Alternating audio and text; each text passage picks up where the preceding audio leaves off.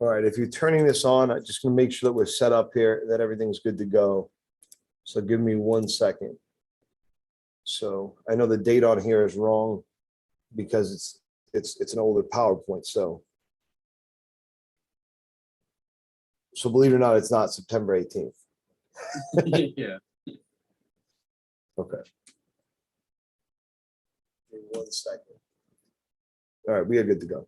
Okay, so I'm going to move on to this first page now, Evan. Evan's in the room here too, so I'm going to be talking to him at some point. So whatever, I might ask some questions from him and stuff like that too. So the couple things that we're going to go over today, we're going to highlight recruiting, hiring, building team atmosphere, and training and maintenance. Managing versus leading will go through. We might break this into two parts. That's probably the best thing to do, not miss anything.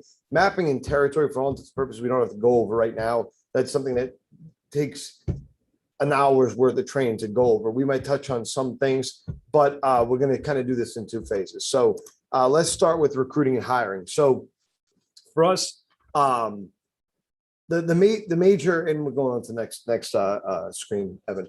The major forms of hiring or sites that we use and stuff like that. When I first started, it was always Craigslist. Craigslist was like the biggest thing. And every time I say that to people, they're like, oh, what is Craigslist? And it was wild because we would go on Craigslist and get 200-300 responses, for recruiting ads, which back then was crazy, but it's a different hiring market now. And if we were to go, I tried Craigslist a couple of years ago I was like, oh, might as well give it a shot, see if anybody looks at this still. And I think we got 2 applicants, and I don't think either one of them were sober. Whenever I did meet with them. So it's Indeed has definitely replaced Craigslist, and for the right reasons. Craigslist would solicit jobs and other things, if you know what I'm saying, at the same time. Not really a fantastic website, a catch-all website, but not really a fantastic website for recruiting. So Indeed's a great way to be able to get good candidates because everybody knows about that site. That's the place to go. You'll see other sites out there like ZipRecruiter and Monster.com and stuff like that. But for in Career Builder, there's all these different websites, but all of them to me are missing something. Like Monster.com as an example, or even ZipRecruiter as an example. ZipRecruiter can be okay because it's an all-encompassing thing, but they are going and targeting people for your job. So if you're looking for someone with a specific set of skills, I sound like I'm in a Liam Neeson movie. If you're looking for someone with a specific set of skills, then that's probably a good place to go. Yeah, Penn State versus Illinois is in 8th overtime right now. That's crazy. Then those websites are good. For us, we are looking to build a team of people that have never done this before. Like we prefer to have people that have not done this before. So that's the difference, in what we're doing. Job fairs can be great. With COVID, they're a little bit weird right now. There's just less of them right now. But job fairs are a great avenue, especially if they're free job fairs, because why not make your presence known? And you can meet some good candidates. When it comes to amount of people you're going to get in front of them, you got to figure that at a job fair, you are competing a little bit more because people are there looking for different career fields. Like, all right, a greatest example, right? Is a typical profile of someone doing this job is probably 20 to 30 years old. Typical profile of someone at a job fair is probably 40 to 60 years old. And it's people that are switching careers. Most people that are looking for jobs today aren't looking for job fairs, are not Googling, hey, where's the nearest job fair? So if they're on unemployment or something like that, then sure, the unemployment office is telling them to go to the job fair. But besides that, it's worth looking. But my suggestion to any company that's doing that is to go there with all of your jobs, to bring a couple representatives that can explain every job that you have at the job fair, because you in a business like this, you might find an installer, you might find one installer, one service person, one marketer, and one salesperson, right? You're not going to find all marketers, definitely. You're not going to find all installers, definitely. So that's why it's so important.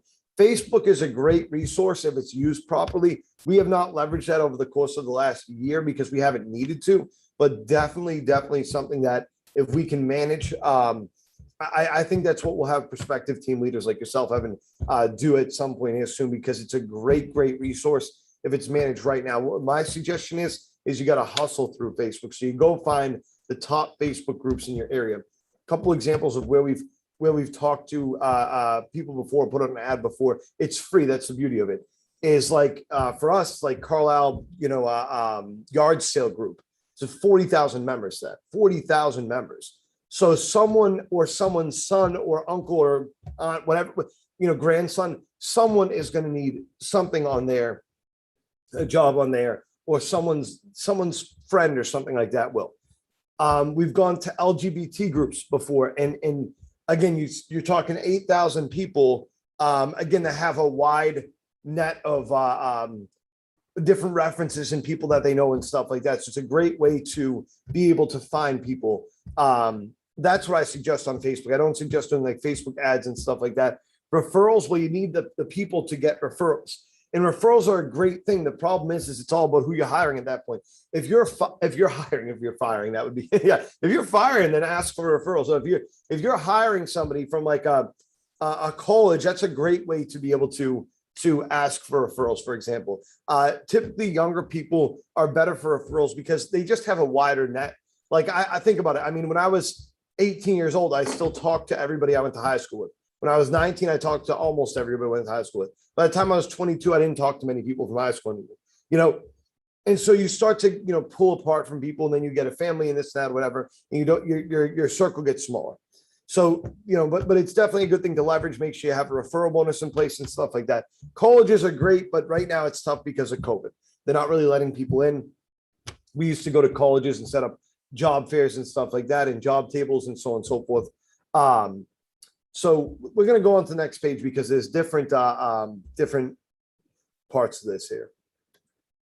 I just kind of went through. Oh no, never mind. We're staying on the same page. Make sure I'm right there. One second.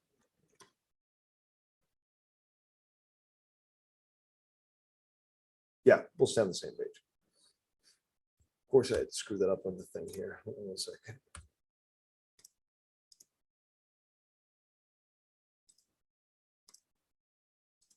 Okay, we're back up. Okay, so the colleges are great. The couple different ways that we go to a college would be recruiting tables.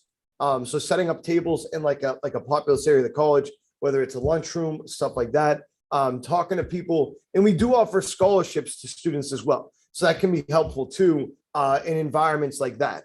In addition, something that's less effective but does exist are every college has college boards and email lists. And they will work for you in that regard. They want their students to get good jobs out of college and even while they're in college. And so that's a great way for them to be able to get their students the proper information. Okay. Now, hopefully coming back from COVID, maybe next year, next semester, you can tell I didn't go to college. The next semester, maybe we'll be able to leverage colleges more. And the process will work from phone interview to consideration. Okay. Now, the phone interview has to be simple. My suggestion always is make this as simple as possible. And my phone interview is extremely basic. I'm picking up the phone and I'm calling the person. And when the person answers, I'm going to say, "Hi, is this John?" And I'm looking for their response. I want to know, are they going to be, I've gotten some people that have been like, "Who the F is this?" And it's like, "Oh, okay, great. This person is going to be fantastic." I'm looking for their attitude and what their attitude's like. Okay. So is this John? They say yes. Okay, great. This is Paul Duffy. I'm with Renewal by Anderson. This thing's going off my ear. I'm with Renewal by Anderson. I was just calling about a position that we had posted on Indeed. And then I'll go into my questions. Okay. So the first question I usually ask is I just want to ask, I'll tell them I just want to ask you a couple of questions, let you know a little bit about the opportunity that we have available. Okay. First, are you working currently? That's the first question I always ask. Okay. Yes, I'm working currently. If they say yes, then I'll say, "Okay, cool. Where at?" Right. They'll tell me, "Okay, why do you want to leave there?" Is my biggest question. Right. Okay. If they say, "No, I'm not working right now," then I'll say, "Okay, what's the most recent position that you had?" "Okay, why did you leave there?" Okay. So that's how I start my questioning there. And I'm trying to gauge the person's conversation skills. So I want them to talk for a second. And my big rule when I'm calling phone interviews is it's not their chance to interview me. In the interview process, I'll absolutely, of course, answer any questions or whatever. During that phone interview, we have way too many people to call for me to be answering questions for a half hour. If you'd like to come in for an interview, great, happy to answer all of your questions. If you don't want to come in for an interview, then I don't want to sit on the phone for a half hour answering questions. You got to have a hard line with yourself. Then I'll let them know, look, we deal with customers. It's not the easiest position in the world, but there's a lot of growth opportunity. Does that sound like something that you're looking for? If they bring up something, let's say, for example, they say, yeah, I want to leave my, whatever job because I'm on my feet all day. Well, in this job, you're on your feet all day too. So I'll just tell them that. I'll say, well, look, this probably isn't the opportunity for you, right? Because you're going to have to walk around all day. Like that's what we do, Now, doesn't mean that like if they change their answer or something, sometimes people tell you what they think you want to hear. I might still give them an opportunity, but I don't believe in bringing people in that I don't think are going to be decent for the job. If I call them up and the important thing that we do is talking to customers and they're like talking like they're in the streets or something like that, and they're disrespectful or whatever, I'm not going to do that. That does not make sense. Okay. It's a recruiting call. Again, if the person answers the phone and is like, what the F do you want? Then I'm probably not going to bring that person in for an interview because how are they going to react to customers if they're reacting that way to me calling them about a position, right? Even if they don't know that that's what it's about, you don't answer the phone that way. So then finally what I'm doing is I'm saying, okay, great, we'll find a good time for you for an interview. And then I'll ask them a little bit about their schedule. So if they're not currently working, then I'll just say, because you're not currently working, we'd love to get you in as early as tomorrow. Would morning or afternoon work better for you? Okay. And then they'll tell me, morning would work best or afternoon would work best. And then I'll give them 2 times and I'll go based on that. Just fix my shoe. Those Crocs can only stay on for so long.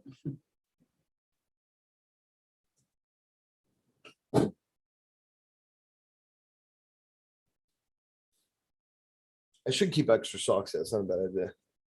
Let's just start bringing some extra socks just in case we get a rainy day. I could just keep like a load of them. You know what I'm saying? Yeah. That wouldn't be a bad idea. So if they are working currently, then I'll find what works best for them there. We'll make exceptions for people and whatnot too. Look, if they're up there in a different office that we have, like Altoona, for example, right now Altoona's only interviewing in the morning, but we'll do a Zoom interview if we have to. Okay. It's not preferred, but we'll do it if we need to. Okay. They come in for the interview.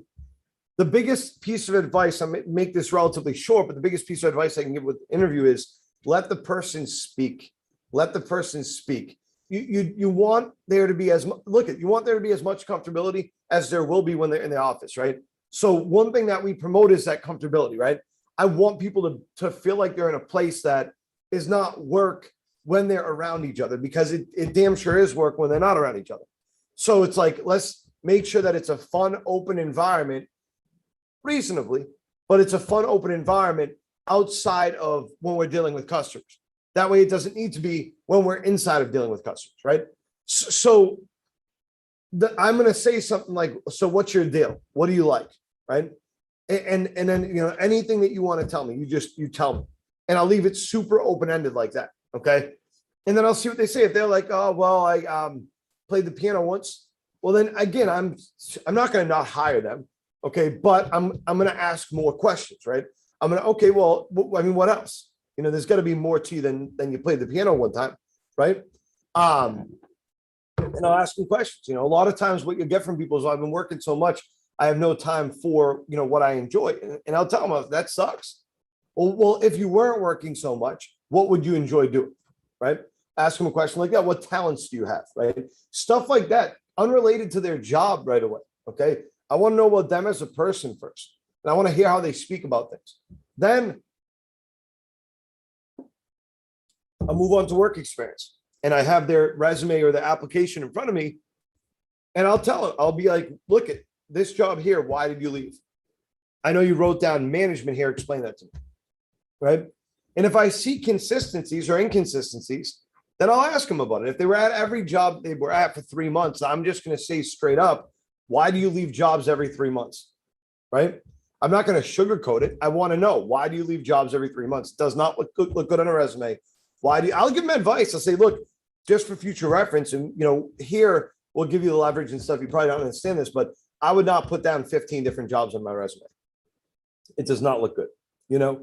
And if I see a gap in work, I'll ask the same question. If I'm talking to somebody and this guy's like, oh yeah, I worked at this, t-shirt printing shop, 8 years ago. Okay, well, I see a 4-year gap here for work. What were you doing for the 4 years? Well, I was working under the table for my father. Okay, well, I mean, do you think that doesn't look great? Especially if you don't put it down here on paper. What did you do for him? And then I'll go dive into.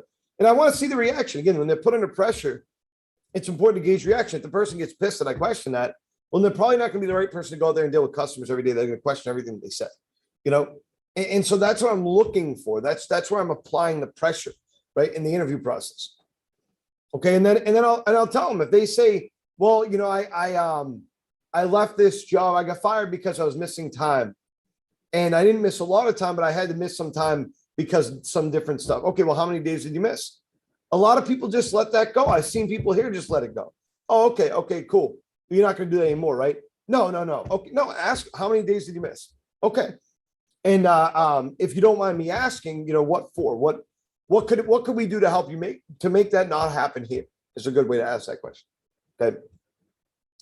After I get done asking them those kind of questions and whatnot, and I try to make some connections with them if it's about sports or if it's about music or whatever they are into. Try to make some connections. Again, you want to be able to jive with this person because you're going to have to be together. You're going to have to hang out together. Okay. And then and the one thing I did, because I went through the process, but before the interview too, you got to look at what works for this job typically. I mean, again, we don't hire based on only that, but what you want to look at, and I'm not going to go through all that right now, but you want to look at who traditionally does good at this job. I'll give you a couple examples. To people that can speak, not super well. That doesn't matter, but I can speak well by that. But what I mean by that is have no problem speaking, have no issue. They don't got to be the most talkative person in the world, but they have no problem answering questions. They have no problem speaking. That's the biggest thing. I got Evan here.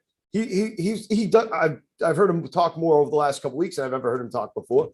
But it took him a while to get out of his shell. But I know for sure whether it was 2 months ago or now, if I said, hey, what's up with this or what's up with that, and he's going to give me a very good answer. You know what I'm saying? That's what's important. There's some other stuff there and whatnot too, but I'm not going to go through all that stuff now. But you got a proper personnel. The question is this: do they fit on my team? And is this someone that I could see working for, not for me, but for the team, right? Like what happens when I throw this person into the pit with a bunch of the people that work here already? Are they going to get along? Are they going to mesh well? That's a big question, right? Now back to the interview process. When I'm going through the job, I let them know the difficulties. You can't just make everything sound great and peachy and super fun and everything like that. No, I'll tell them some of the good things and bad things and some of the good things again. So I'll tell them, look, my favorite part of the job is dealing with customers. I enjoy dealing with customers. I think it's good because it's different. You run into different people every day and you get different responses from different people. And it forces you to think about who you're talking to and where you want to go with this. That's what I like about the job. It's challenging and it can be difficult, but it's rewarding too. You feel good when you had a good day. And I always tell people about a friend that I have in Massachusetts that his job literally is to dig holes for Verizon. That's all he does, is he digs holes for Verizon. That sucks. And there's no way to gauge your success. Oh, I dug holes today. Did you dig them deep? I dug them real deep. Yep. Had a really good day. Dug the holes really deep. It was great. No, basically a good day is when you don't hurt yourself. And that sucks, So with this job, one of the biggest benefits is you can gauge your success. If you have a good day, then you feel good. It carries the rest of your day. For me, for example, getting back into boxing, it feels good. You go and you have a good session. It feels really good. You feel like you accomplished something. It's a great feeling. So it's the same kind of feeling you get from it. It's a freeing feeling. You feel good. I feel like when I have a good day at work, I can deal with my kids better. Me and my wife get along better. Everything in my personal life gets better. And that's what I preach to people when I'm in the interview process. Now, the hard part is not everyone's nice. I always say, take the worst customer you've ever dealt with at a previous job or that you've ever seen in public and put them at their house so they feel more comfortable. People cannot be nice sometimes. And so that's probably the hardest part of the job, that and the rejection. You'll go to a house and house and house and house and house. You'll get no, no, no, no, no, no, no. No, not home, not home, not home, not home. No, no, no, no, not home, not home, not home. And that can suck. That can be extremely difficult to deal with. That being said, it prepares you to deal with so much. And that's the value of the job. And this is a niche job as well. I look at my job here. There's no way with everything that I've been through in my past and the things I've done and the trouble I've gotten into, there's no way I could ever do this, what I do, how much I make, whatever, any other, in any other business, right? I feel fully confident that I could move anywhere in the country and be within a very top income bracket because of my skills at this job that a lot of people don't know how to do. And so that's the benefit of the job. Some people don't need that. Some people don't care about money and stuff like that. And that's fine. Some people don't care about personal pride and whatnot neither. And that's fine too. But those are not the right people for this job. Definitely not. So I go through the pay structure. The way that I lay out the pay structure is I go over hourly, basic, and commission. And I'll break it down simply. Basic level commission is what is the minimum average that the department is making minimum. So that would be $17 to $20 per hour. There's really nobody here that's been here for any reasonable amount of time, more than a week or two, that is at less than that. But the average is 28 to 32 per hour when you average the payout. Okay, that's what you're going for. So I explain that first before I explain the hourly pay. I want people to fully understand it. Again, there's a reason why we're not going to go post up just hourly pay on Indeed and stuff like that. We can't have employees that are that low quality that are just going for that. We want people that want more and that are striving to do better. Okay. Now, red flags in the interview. Did they fill out the application properly? What did they dress like? The interview. This is important. And I see this silly shit all the time. We got people in here that really shouldn't be here. And it's not, look, if someone's coming from their work, like if someone says to me, yeah, I got out of work at 4, and I'm like, well, look, I'd like to see you by like 5 o'clock because the interview could take a half hour to an hour or something like that. I'd like to see you by 5 o'clock. So why don't you just come straight here? I don't expect them to go stop at a gas station and get dressed into something different. That's one thing. Someone shows up in basketball shorts and a shirt though, and they have nothing to do. That's a problem. I'm not going to hire that person. Face tattoos and things like that, you got to consider because we're dealing with customers. Okay. It's just the basics that you would think. Did they fill out the application properly? Because if they can't follow directions, how good are they going to be at the job?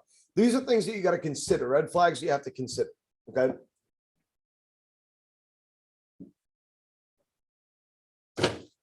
And there's a whole lot of other ones too. So I got to keep drinking my meal. Everybody thinks I'm drinking windshield washer food one like that. Looks like it. There's a whole ass bottle of Windex in the van. What? In Tony's van, yeah. Good. Just chilling on the floor. Building your team atmosphere is maybe the most important thing that you can do. And this is where a lot of teams fail. This is where the failure comes on a lot of teams. People have to mesh well together, but it makes the job so much easier. When everybody sees a certain level of success, and when they carry that success into the people that are having a more difficult time, it's much easier for someone to do something like this when they're doing well. Obviously, anything is that way, right? But with this, again, it's extremely measurable. The positive of the success being measurable is that you can look and go, "You're doing well." My job is secure. I'm making money for the company. I make money for myself. Everyone's happy. Wow, this is great. I feel no pressure, right? The problem is the flip side of that is that if a person's not doing well, even if they shouldn't feel the pressure, because we try not to do that to people here. We focus on training and stuff like that. They're gonna feel it. They're gonna feel it when they get back into the van, and it's like, oh, how many do you get? 4? How many do you get? 3? How many do you get? 4? How many do you get? 2? How many do you get? 0? They're going to feel that. If they don't feel that, then that's a whole separate problem. So building a team atmosphere that helps people. I mean, we have not accomplished this yet. There's no team here that's accomplished this in the proper way yet. I did on my team back in Boston when I started a team, and I had the same 8 to 10 people for 2 years. I'd say we'd filter out like one person every few months that were moving on to do other things or whatever, whether in the company or without the company. But for 2 years, I had the same consistent people. I got the job offer in Philadelphia, and this guy, I'm not gonna say his name on here, obviously. This guy was gonna take over my team, and I had offered to do training with him. I was supposed to do training with him, and he kept not showing up for training. And I wasn't even supposed to be working at the time I was supposed to be doing this training. Like I had a couple weeks off before I moved because it was very short notice. It was like, hey, you want the job? Sure, great, you're moving in a month. So I took the time to get myself prepared in a lot of different ways. But I said, yeah, I'll help this guy out and whatnot. So I go to help him out, and he never shows up. You know how aggravating that is? But the negative repercussion was that guy lost everybody on the team except for one guy within 3 months of managing the team. The team that was making me well over $100,000 a year at a time where our pay structure was drastically lower than it is now for management. Okay, a team of people that were all averaging 7 or more demos every single week. We would have some weeks 95, 100 demos a week. That team just deteriorated within a couple months. It's terrible to see, terrible to hear about. But it was 100% team atmosphere. And that guy, he was self-destructive. Every place he would go, team atmosphere would dive down. But he was very talented, so you keep giving him opportunities. Doing better now. I do know him still. He's doing much better now with this team that he has now. He's still in the company and whatnot. It's kind of interesting. His evolution has been weird. Got about 4,000 kids. I'm not kidding. With like 3,000 different people. It's a crazy experience. Will Chamberlain stuff. Yes, and I'm being a little bit sarcastic, but not very. So introduction. The first thing is when somebody gets hired. Okay, for us, what we do is we hire and place on teams based on who talks to who. That's our first go-to. Is okay, you talk to this person. We're going to place that person on your team. Now there has been occasions, not many, but there has been occasions where we go, okay, well, this person just does not fit on this team for whatever reason. Maybe them and the manager didn't hit it off right away. We had this happen last week where it was contention there. Now, ultimately, the manager was right. We switched teams, and then the person didn't work out because they had no will to do the job. And I think that we all saw that, but we wanted to give the person an opportunity. That was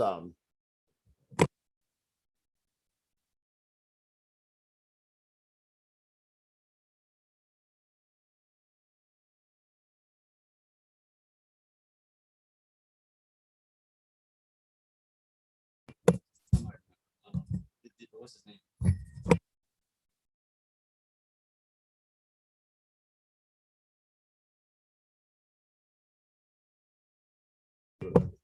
but it was right to do, Yeah. But so first thing, first day of training is Monday. If I'm a manager, I'm asking me or the other, my assistant, my administrative assistant here, Michelle, I'm saying, hey, who's on my team? Or I'm looking up their names or whatever, without making a big thing about it too. By the way, it's weird when you go up to people, and Mo does this all the time to us. Hey, what's your name?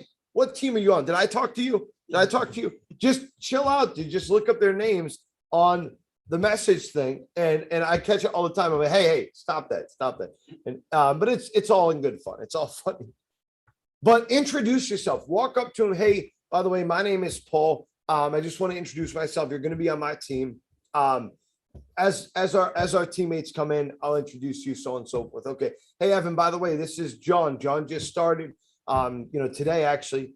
He's from, Shippensburg. So he lives, towards you anyways. But yeah, I think he's going to be real cool. This and that, right? So just introduction, simple. Okay. Keeping up in training every day, you should go up to that person and say, hey, how's training going so far? Is there anything you feel like you need clarification on? How are you keeping up on the script? Okay. That's what I would do. And then finally, after that training is done, before they go out there on the following Monday, I'm pulling that person aside, not for 2 minutes, for an hour. First thing I'm doing is I'm script testing the person, okay, to see what they have done. All right. And then if they don't have it down, then I'm sending them home right there. But if they do have it down, then I'm setting the expectation. I'm saying, okay, listen, going into this team, we have an elite group of people that are doing a really good job. Or by the way, maybe I'm saying, look, we're rebuilding the team right now. Okay. I'm pretty new to this job. and I need your help to build up the team. Okay, so what I'm expecting from you is that after we get done training, of course, that you are really self-sustaining. I'm going to teach you how to do that, but I'd really appreciate it if you have any questions as we go. Make sure you ask me, because I just want to make sure I'm giving you the proper information and setting you up for success.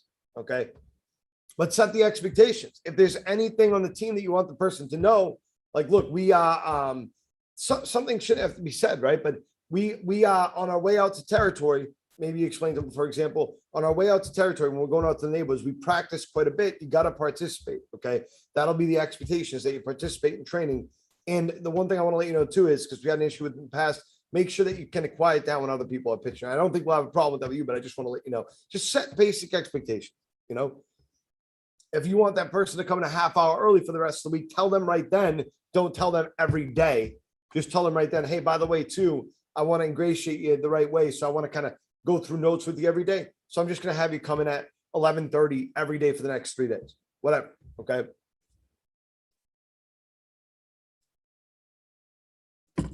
Day one, when they're on the road, right? You know, so that's 11 to 12 o'clock, script testing and all that stuff, setting expectations.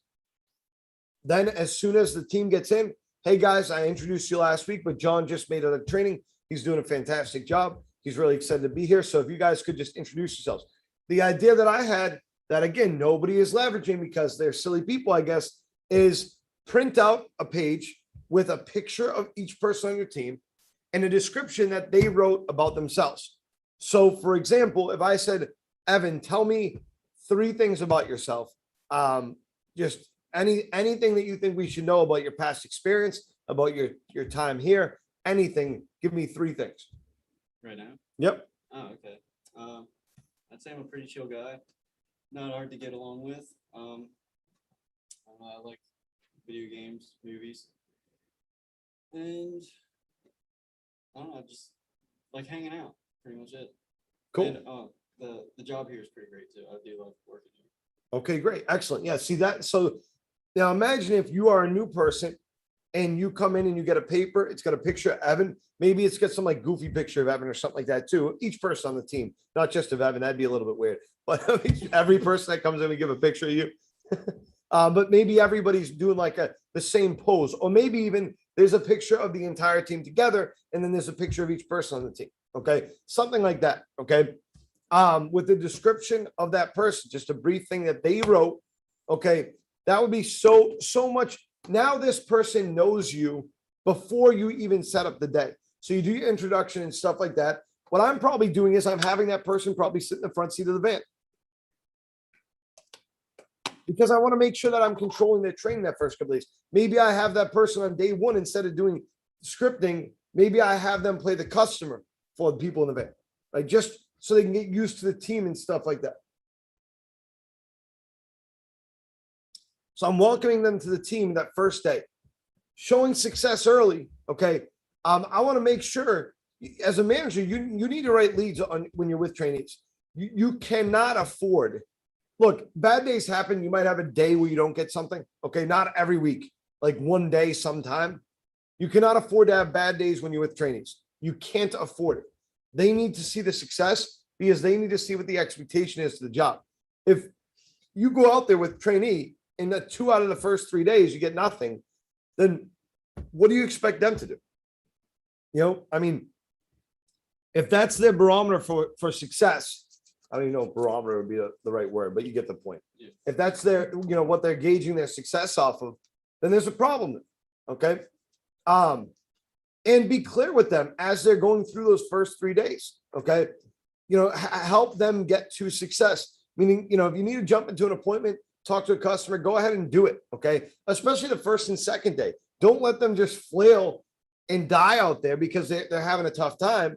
No, jump in and save them for the first 2 days. Maybe day 3, let them lose a little bit if they need to, right?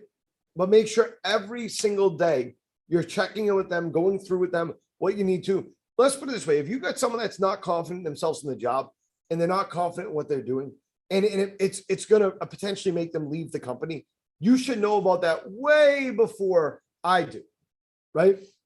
And I'll give you an example. I'm not going to say names. I'll give you an example. We had somebody start that definitely could have done well. They could have but it wasn't their thing, and that's fine.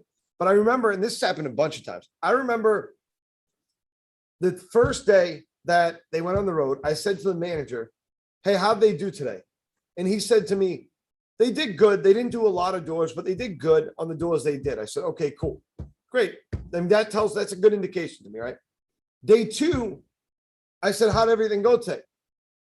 "Well, they did great on every door that they knocked." "Well, that's fantastic then, right?" Day three, I talked to the person because I just happened to run into him. And I'm like, "So how's things going so far?" And he looked like he was scared. He's like, I don't know, man. I'm having a tough time dealing with the customers and this and that. Midway through the day, I got a call. The person's quit in territory because it's not the right job for them. Well, it's coming to find out he did very well on the doors that he did because he did 2 doors the second day. Supposed to do 50% of them. But he was so scared to do it, so nervous to do it that he, now the question becomes, as a manager, why don't you see that? Why don't you see that? That's what you look up for. That's why you have to talk to everybody that you're training. Exit interviews. At the end of training, at the end of their 3 days of training, sit down with the person for a half hour, go through scripting, make sure that they're prepared, make sure that they're comfortable, and then answer any questions that they have. Okay. Then let them go out there for a couple days. Let them go out there for a couple days on their own and see how they do. Okay. On their second week, you want to set goals right away. Look, here's the deal. Last week, your goal, and you do it both weeks. Last week, your goal was to talk to customers. There was no like, hey, I expect you to get this amount of leads or that amount of leads. Just get familiar with dealing with customers. Okay, great. This week, my goal for you is for you to average about 1.5 leads per day. Okay, that's about half of what we want to see you at eventually. And I know that you're capable of doing that. I know you're capable of doing that. Set some serious goals. Okay. Have a no excuse mentality. Lay it out. If the natural reaction of somebody, especially if they've heard it from the team, is going to be to make certain excuses. So we know, for example, that not homes are not a rational reason for someone to have failure in this job. But, I was doing a one-on-one the other day, and the person says to me, the person was doing very well, but they had a couple tough days. And they looked like they got the shit kicked up, before our meeting. So I'm like, what's going on? A lot of not homes. So I said, okay, how many do you think? What percent do you think are not home? I said 50%. I'm thinking in my head, that's not that many not homes. I mean, that's a good amount, but it's not that many. I mean, I've seen worse. So I said, okay, well, I'll check that out for you. So I go back and check, and they were almost right. I think it was like 40% not homes or 42% not homes. But every good day they had between a minimum of 37% not homes and a maximum of 56% not homes. On every day they did well. So for a week, they had more not homes and they were doing well than they had on that day. Okay. But in their mind, not homes was the problem. So you got to kill excuses because it doesn't work out. And there's no way to solve these things. You can't solve a not home problem. Inspect what you expect. I know that's a very cliche terminology now. But what that means is, on day 4 of that person being on their own, make sure you get with them and make sure you're showing them what to do and that you're watching what they're doing. Get some really good notes together for the person. Okay. When it comes to building team atmosphere, past new people, stick to your standards. Don't pick people up unless you absolutely have to. If you like my Shakespearean line there, to pick or not to pick up, that's the question. Break should be in the beginning of the day because it makes the most sense. You can't drive around picking people up all day. Again, if you want to clock everybody out for 2 hours during the day, fine. I guarantee you people will not be happy with losing 2 hours of pay in the middle of their day, getting knocked down to part-time because we're picking people up all day. Because that's what happens, by the way. Think about it. If we're driving 45 minutes out to territory, and then in the middle of the day, you go to pick every person up and then go to a location and then drop everybody off. Yeah, you're talking an hour and a half to 2 hours. Let's assume that they don't do anything else the entire shift, like smoke a cigarette or hang out for a minute or whatever, make a phone call, anything. It's not reasonable. Write down when you have to pick people up and stuff like that, because you should be looking for trends. If somebody's going to go pee one time, that's not a problem. It happens. Okay. But you don't want to do that every single day. Have a system of growth on your team, a hierarchy of growth. Okay. Your goal is to work with the people on your team to stick to standards to get them growth potential. Okay. So like, for example, for me with my team, what it would be if I was making like a growth structure, like this is what you need to do to grow. The first thing I would say is you need to get good at the job, good to the point where you're consistent, meaning I don't want to see really any weeks of less than 5 to 7 demos. It's going to happen once to you, maybe, whatever. But I'm looking for you to be at least average or better. Okay. If you want to go into sales, then I say you got to be beyond average when it comes to numbers. That's what the expectation needs to be. Average means, because here's the thing is, in management, we want consistency, right? I'd rather have all 10 people on a team, just as an example, 10 people. 1 second, I'm going to call from one of the managers right now. Cole's called me.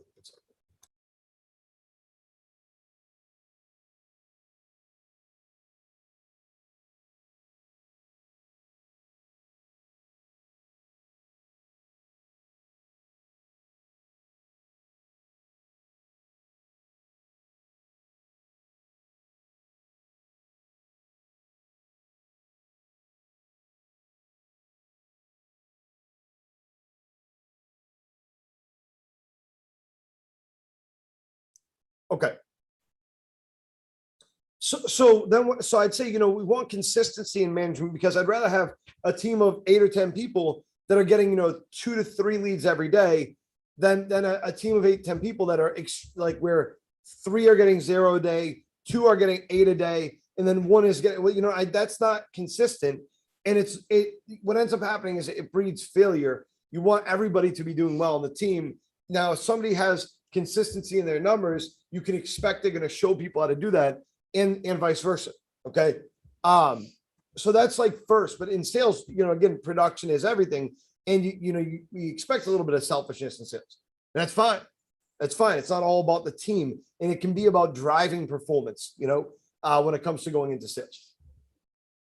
For me, after that, it's like, okay, cool. Now that you've figured out your job and yourself, now I expect you to work some extra days, do some extra work, right? That's the next expectation. That's the next step. You don't go to work 7 days a week or 6 days a week even, but come in on some extra days, do a couple of extra things, right? Show that you want it, right? And then finally, you got to help build the team as well, whether that's through referrals or through helping out with resumes, going to a job fair, going out to colleges, passing out flyers, whatever. You got to do some stuff to try to replace yourself, because that's the key point there is you got to replace you in order for you to grow. We've been screwed before by ourselves not doing that, right? So a good example is when we take our top performing manager and move him up to Williamsport, he did replace himself, but now we took the two of the best canvassers on his team and we elevated them to management. Well, the problem is that now you're losing that production. Not only are you taking that manager, who, by the way, is when he's working with people writing 5 or 6 leads a day, and you're sending him up to a different office, but you're taking 2 top producers on his team that are also getting 3 to 5 leads a day, and you're elevating them to management. Now they're not on their own as much, and it screws everything up. That's why replacement is so important. Being able to do that is extremely important. And it's only fair, by the way, too, that's like a big test of growth, I think, because that's part of the job in management. It's only a problem if you make it a problem. What that means is that anything and everything can be dealt with. Okay. Anything and everything can be dealt with. The other day we had a little bit of a contentious situation here in the office. And me and one of the other employees had kind of gone at it. Another manager had gone at it. And I did not react in the way that I should have. I was kind of an asshole. I was kind of a jerk in the way that I approached things, but I was strong in my opinion that I was right and stuff like that, which I always am. And I always feel like I am anyways. And they were as well. It doesn't need to become a problem. What I should have done in a situation like that, if somebody says something dumb or something, like, pull them aside. Hey, look, man, this is why I disagree with your point. Okay. By the way, too, he clarified his point. I don't 100% disagree with him. There's no reason for it, but it's only a problem if you make it a problem. And we're all subject to do that, but you don't want to continue to breed those problems and make them worse and worse and worse. And you do this, an example is if I'm out working with someone and they're like, oh, this sucks. Oh, it's so hard to deal with customers. And we're walking around all day. Then what I should do is I not just like let the person go, like fire them, but like I should probably talk to them and say, look, is this really for you? I mean, if this is your attitude towards the job, I should not go, oh yeah, I know, right? Oh yeah, it does suck. No, that's not going to get the person better, right? And maybe the solution is you can't get that person better, but you can get that person out then so they don't affect the rest of your team. Role playing and practice finally it's super important, and they're two different things. Practicing in the van is not role playing, okay? That's sure, you can call it role playing in the van, you can call it whatever you want. It's practice and it's warm up, okay? If I'm going to play an NBA game, before the game, if I'm taking, a couple shots, a couple 3-pointers, I don't know basketball very well, but if I'm doing whatever I'm doing, I don't have anybody guarding me. I'm not like, if I go into a sparring session in boxing, something I know a little bit more, you're not usually going full force, super hard on the person, and you're wearing headgear and stuff like that, right? And in the pros, at least, you're not wearing headgear, and people are going to be taking off your head. There's a difference between role playing and practice in this regard. Role playing is that hard, aggressive sparring. So when I role play with somebody, I am embodying the customer. If you say something dumb to me, I'm going to use it against you. If you say something like, I know you're not really interested right now, but I'm going to say, no, you're right. I'm not interested at all. Absolutely not. Like you said, now's not the right time for it. If you say something like, hey, do you have any problems with your vinyl windows? Nope, they're perfect. Absolutely perfect. Because that's what a customer is going to counter on, right? If you come up and say, hey, I really like your sports flag, insert generic team right there. It looks good.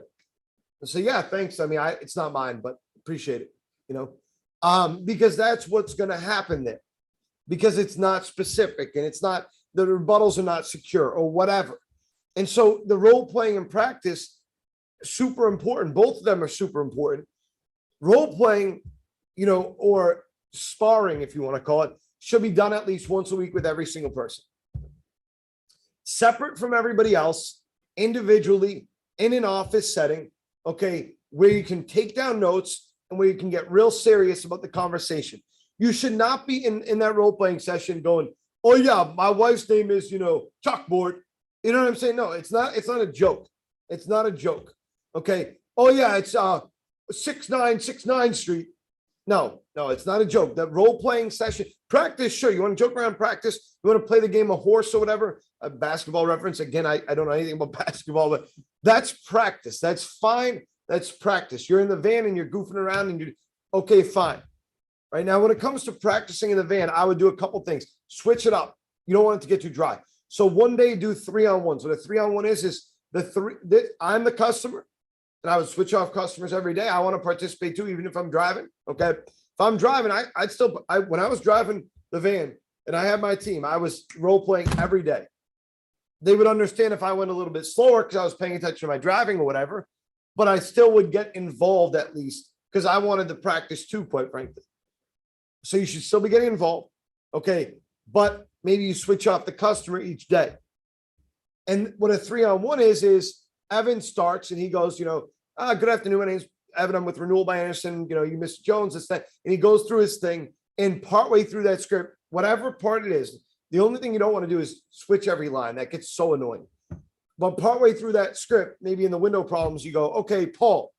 Well, sir, walking up, I noticed that there was, you had the vinyl windows there. Vinyl windows looked like they were warping. Now, how many windows do you have that are vinyl? Whatever. I go through my part, right? And then you're not interested. And then Kim, go, not interested, right? And the point is two things. Number one, it's practicing. Number two, are the people paying attention? Okay. Are the people that are doing this paying attention? And it's keeping people involved. The involvement is what's important, right? You don't want people to be in the van, sleeping in the back with their headphones and like not paying attention to the team or anything like that. Just laying back. That's not good for team morale. It doesn't help the person at all. It does not make any sense to do that. Put my headphones in wrong. Do that.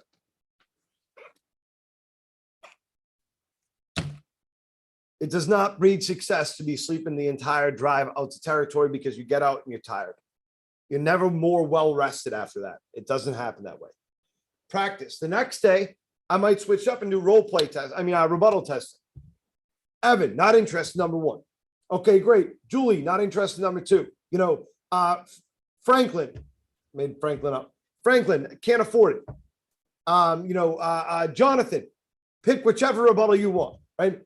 Rebuttal quiz. And it's less about getting the rebuttal exactly right. By the way, when you're doing something like that, someone should always have the script in front of them and they should be fact checking essentially that rebuttal. Okay.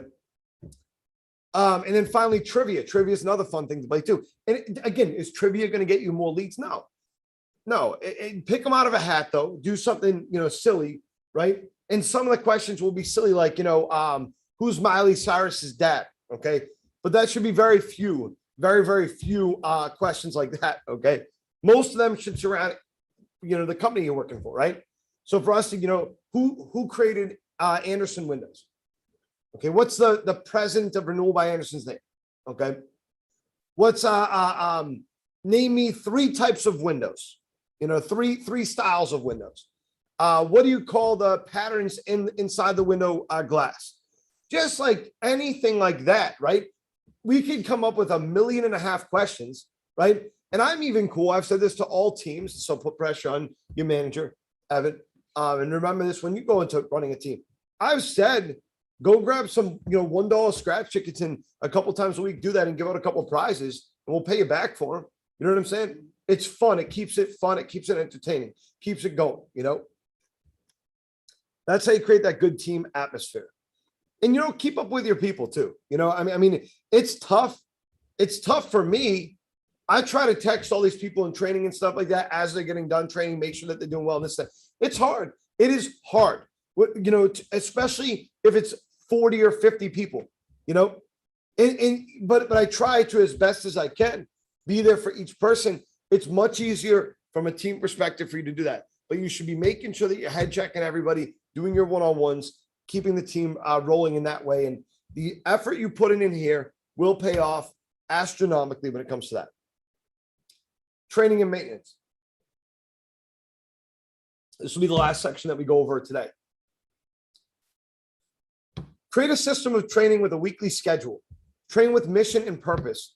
Fly-by-night training does nothing for your team. It's contradictory to success. You just end up changing things that you shouldn't change when you do that fly-by-night training with no purpose. Look at the numbers every single day and every single week. It takes 5 seconds to do daily. It takes 10 seconds to do weekly. It really doesn't take a long time. And we have the systems in place. Every manager knows or will learn how to look up the team's numbers, how to look up the demo rate, the cancellation rate, the lead amount, so you can see indicators of failure. Keep track every day. My suggestion is put down a little calendar on your desk or something and write the amount of leads people are writing each day. So you can see, hey, this person got 0 2 days in a row. I should probably work with that person, right? Try to come up with a weekly schedule. You're not always going to be able to stick with that. Like I said, there'll be things that change things, right? If I'm like, hey, I'm going to work with, Evan because his cancellation rate's high. Well, if Franklin has 3 0 days in a row, I'm probably going to say, hey, Evan, I got to push you to Friday. I got to work with Franklin today. He's got 3 0 days in a row. Okay. Have a reason though. Things will change. Schedules change. Sure. But have a reason to do your training. And not all training is done out of the office as well. There's plenty of training you can do in the office too. You just got to go through, and we'll go through eventually, part 2 of this, we'll go through schedule. But what I would do, just a basic version, is when you get in the office, calling resumes should be the first thing that you do, because that's something that you set a time limit on. It doesn't take you a certain amount of time, so you set a time limit on it. If I do maps first, it's easy for me to draw maps up for an hour and a half just to be an idiot, right? That's not a smart thing to do, but people will do that because it's the fun part of the job. It's much harder for me to call resumes when everybody filters in at 11 o'clock or 11:30 than it is for me to do it when nobody's in the office at 9:30, okay? 10 o'clock is the standard start time for management. I highly suggest while you're building your team, you come in earlier than that. 9:30, 9 o'clock, whatever you can do. And it's worth it because, again, the payoff is once that team reaches 7 or 8 people, you don't have to do that anymore as long as you do the basic upkeep within your work hours. So you discipline yourself. In the beginning, when you first start a team and you're growing that team, come in at 9 o'clock. And it will be a long day. Yeah, I mean, you're going to be working from 9 o'clock to 7:30 at that point. I'm not going to make you do it. Come in at 10 o'clock if you want to, but 9 o'clock is what I would do. And then on Saturdays, I would do 9 to 1 just for calling resumes, you know?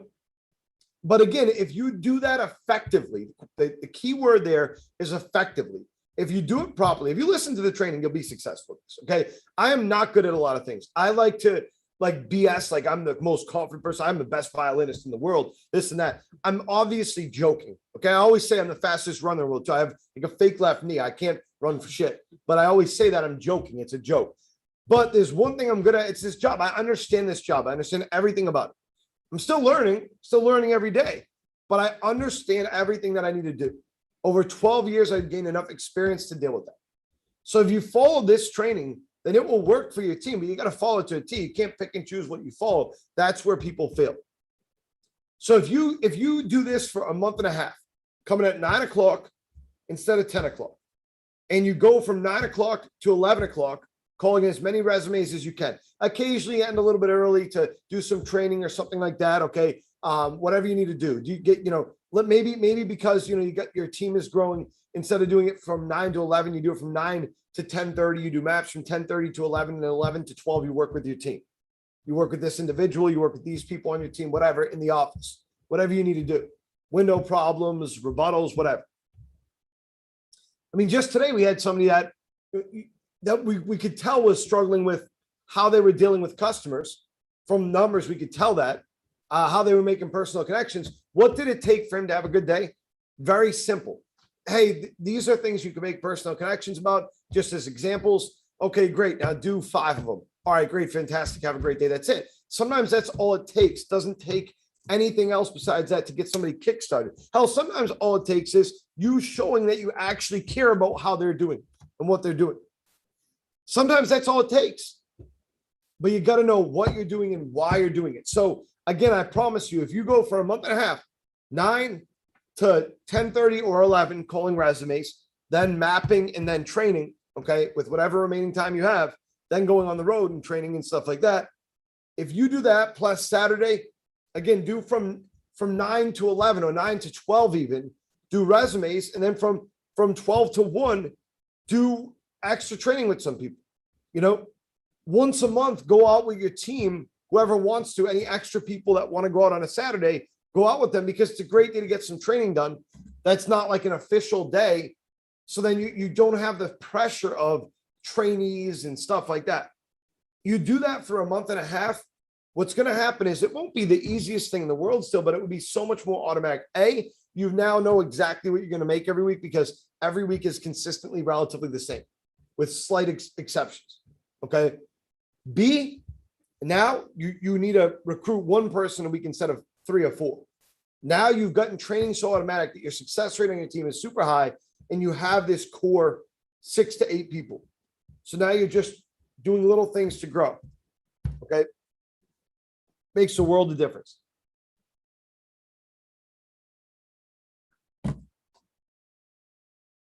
Then eventually the goal is, before you grow into a different role, the goal would be to get to a point where you can come in at 10 or 10:30, where you can do a half hour to an hour of recruiting, where you can do your maps in 15 minutes, because that's all it should really take you once you get good at it. And you can focus a little bit on training, but you hopefully get to the point where you have other people on your team that can help with that training and stuff like that, that can help with bringing people in for interviews and stuff like that. And when you get to that point, it's so much easier to manage because you have the people that want to help you. At that point, you probably have an assistant manager, so on and so forth. Okay, that's the goal. And then from there, grow into other positions like regional management, stuff like that, which we can go over a different time. Knocking with a veteran canvasser, somebody that's been here for a while. Do a couple doors to warm the day up. That's I always do. Well, even if I'm on like the 90, or it's really not a 90-10 day. Some people call it that. I'd say still it's 70-30 or 80-20, the opposite way though, where they're doing the person that's just been there for a couple of days is doing most of the doors. I do the same thing. I do the first, 5 or 10 doors just to warm the day up. Okay. Then the person I'm working with will knock for most of the day. I don't interrupt when I'm working with someone that's been there for a while. I don't interrupt their appointments, maybe to BS with the customer a little bit, like when they're going through the motions, getting stuff done on the iPad, stuff like that. But I don't interrupt unless I absolutely have to. If we're losing a lead, then I'll interrupt, but only if it's like, if it's on desk door and I think we can set it. If I don't think we can set it anyways, but they're not doing something right, then I'm just going to use it as a training moment. Okay. And I always do. You should always point out what the person did to make something go sideways, even if you don't think you could have said it. And I'll tell the person, like, look, I understand. I don't think you were going to set that anyways. Like if the person comes out and they're just like, what do you want? Right. And the person can't break through that. Well, that's a normal thing. So I'll let the person know, look, I don't think you did anything wrong there to like make us lose that appointment, but here's what you can do a little bit different. Right. But I'm not going to interrupt that appointment. Okay. Every couple hours, I'll take a recap for 10 minutes. I'll take some notes down. I'll talk to the person in between doors, like, hey, look, just little corrections and stuff like that. But every couple hours, I'll just say, okay, great. Let's just take 5 to just recap a couple things. Maybe there's something to practice, something like that. And then you got to make sure you take down distinct notes. You don't have to type up every person's notes every day. That'd be crazy. That would be crazy. What I do is I keep two notebook pages. One is for serious problems that are repetitive, things that are major, that can make major difference. The second page is little things. Guys not standing close enough to the door. Just dumb little things, not knocking on the door hard enough. Because and then that way when I'm recapping with them, then I can go over, hey, these were the major points. These are the couple things, by the way, too, that I just want to give you. I want to make sure I go through with you. Write down everything. Okay. Write it down. Don't try to type it in your phone. Don't try to remember it. Okay. Rewrite or retype the notes. Okay. You can always clean your stuff up, but write down everything. Again, I keep 2 pages, one for the important stuff and one for the less important stuff.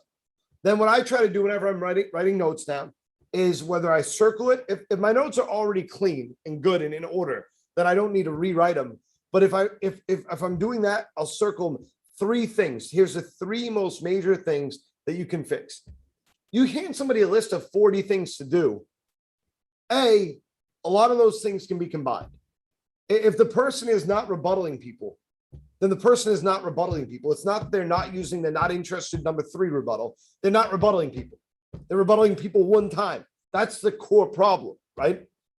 Role playing will tell me whether or not they have this stuff down. That's different. This is not rebuttal. I'm not going to write down every single rebuttal they did not do. Just not rebuttaling, right? Simple.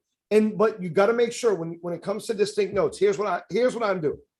Not for every house, but for a lot of them. What is the situation?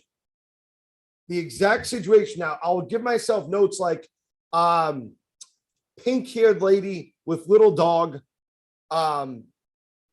did not do rebuttal, mean lady, whatever. But I mean, just something to remind me of who it was. So when I'm rewriting the notes, I'm like, okay, do you remember that situation? We had the lady with the pink hair and the little dog.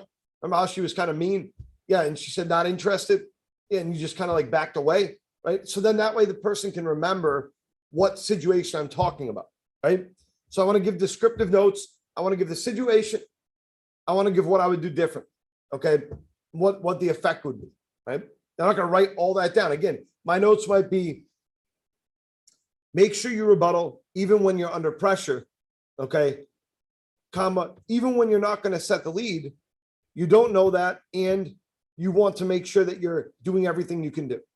And then I'll put that example. Pink-haired lady that came out and was kind of mean. Said not interested. You said, I'm sorry, ma'am, and walked away. Right?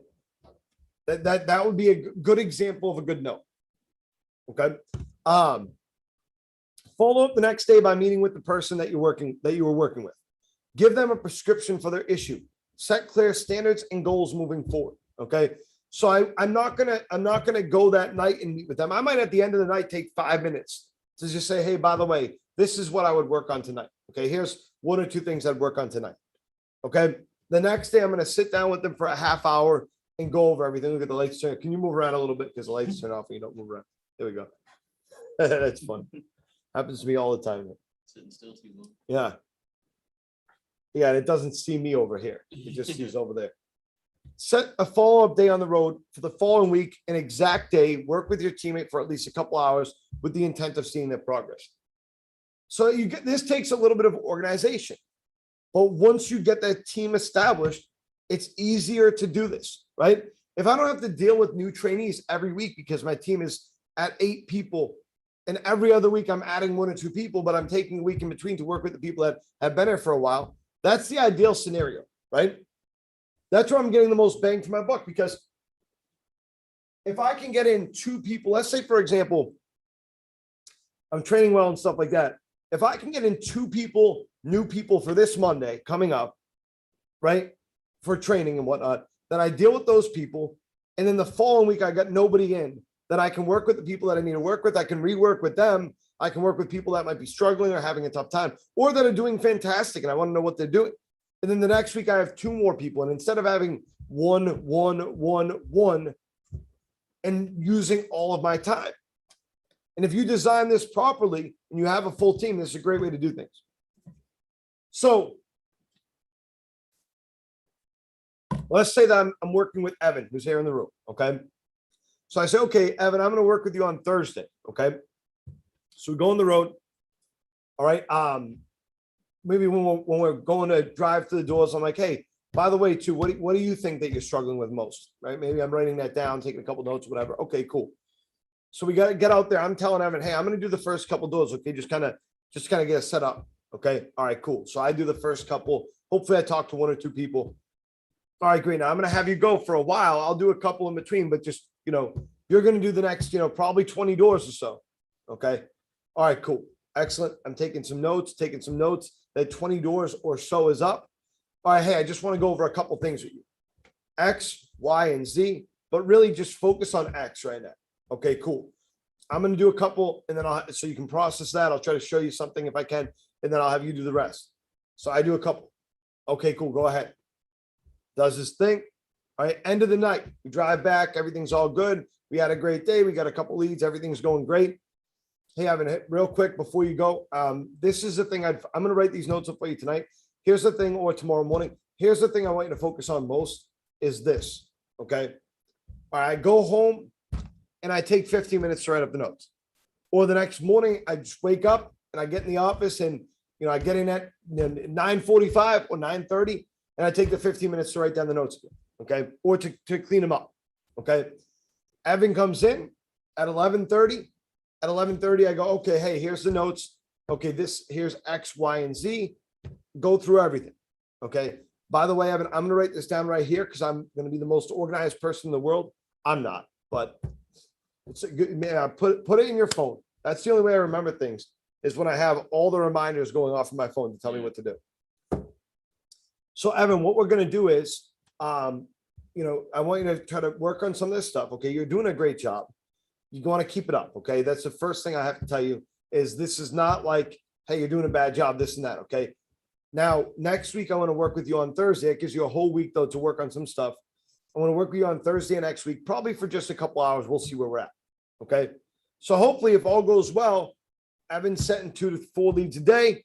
His cancellation rate's got a little bit better. Whatever needs to be done, the next time I work with him, hopefully it's for just an hour. Okay. Hey, show me what you got. Right. That's the best way to do this. Just be organized. This is in. It's like they're good. You want to try it?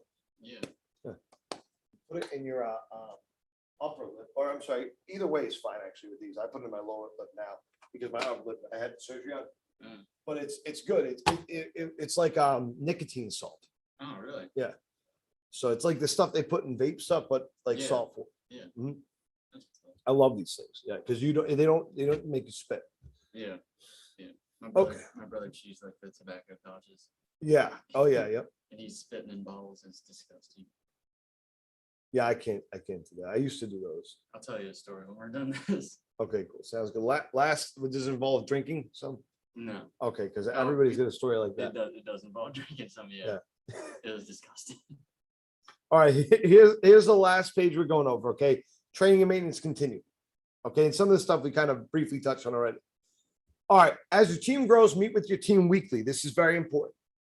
By the way, too, as your team grows, you have more liberties with your time. So you might go, man, when am I getting time to do this? If I'm calling resumes from 9:30 to 11, and I'm doing my maps from 11 to 11:30, and man, Monday's payroll and all this stuff, then where am I getting the time? Well, that's the whole point is as your team grows, you can take more time, less time calling resumes, more time doing this stuff, right? So your Monday, when your team reaches 5 or 6 or 7 or 8 people, then what you might be doing now is on Mondays, instead of calling resumes, maybe you're doing payroll first, which takes a very short period of time. Payroll first takes, let's say, a half hour, 9:30 to 10. From 10 to 10:30, you're cutting your maps and stuff like that. And then from 10:30 to 11, you're doing this kind of stuff and whatnot. Your team comes in at 11, you sit down with them. You have a sit-down discussion on Monday. Hey, guys, I hope you had a great weekend. Let's get prepared. Let's talk about some stuff. What are your goals this week? It's so much different. And I get excited about it, thinking about it. This is what happens. I'm like going to go home and I'm going to be like, woohoo, let's go. I try to give a big woo there. I didn't have it in me. That was the weird thing, right? So hopefully I get that in me by the end of this. I'm like, woohoo, right? I can't get it out right now. But I'm excited. I'm really excited because I picture this like a fly on the wall. You sit down with your team. You're like, hey, guys, let's talk. What do you guys want to do this week? What's going on with your personal lives? What can I help you with? Any call center issues, any lead issues, whatever. Okay, anything. All right, everybody cool. Maybe there's a disagreement in the van. Hey, what's going on with this? Okay, you sit down and you deal with it. No team does this enough. Every single week, right? Guys, we got 2 new people starting this week. I need your help with this and that. We got to show them a good week. Last week wasn't great. Let's fix this stuff. Anybody got any suggestions? This stuff is, how should we organize role playing this week? Anybody have any new ideas for role playing? So and so. Schedule daily and weekly role playing and training sessions and list seasoned employees to help you. Be specific in your wants and goals. So what does that mean? It means like, hey, Evan, what I'm going to have you do, Evan, let's say is elevated to, let's say, an assistant management role first. Okay, Evan, from 11:30 to 12, what I want you to do is sit down with, I'm going to bring people in each day, and I want you to sit down with them. Now, here's the goal. We got to be very specific with rebuttals for this person. Rebuttals, this person's struggling with them, okay? So I want you to go through and test them on their rebuttals, okay? Be very specific in what you want, because you can't say, hey, go figure it out. Go role play with this person. No. And you want to also have the script in front of you anytime you're role playing. I never don't. It's insane. I'm 12 years in. And the one exception was one-on-one because we were doing training on Zoom on my computer. And so I couldn't take my computer with me. But I always have my script up on my computer, so it's not distracting to the person so they can't see me. But I'll literally scroll through with them where they're at. So then that way I have the script in front of me at all times. Schedule monthly one-on-ones with your team members. It's a great way to set goals, to find and address issues in script tests. One-on-ones can be fantastic. And trust me, I'd love to do one-on-ones every month with everybody. They end up getting pushed out. Look at this. It's taken us a month to do one-on-ones because there's so many people and so much to do. Do them with your team and you can get them done all in 1 week, maybe 2 weeks. Maybe you don't even, it doesn't matter because they're going to be a month apart from each other regardless. So maybe I schedule these 3 people for this week. Well, the next month, same thing, right? So if it's, this week I get these 3 people, great. 4 weeks from now, I got those same 3 people. Next week, I get these 3 people. 4 weeks from now, it's the same 3 people, right? But constant communication, I can't stress it enough. We got a lot more stuff to go through, but right now it's 5:24. We've been going for an hour and a half. So we're gonna pause this here. I'll continue. I'll post a video for the second part of this. And Evan, I'll either get you on that if you want to join in, like jump into the Zoom, or we'll probably finish this at some point next week. So we'll organize it. Be during the week, and it will be probably in the morning. So okay. I'll let you know. Okay, let me get this done. Thank you guys for joining me. If you're on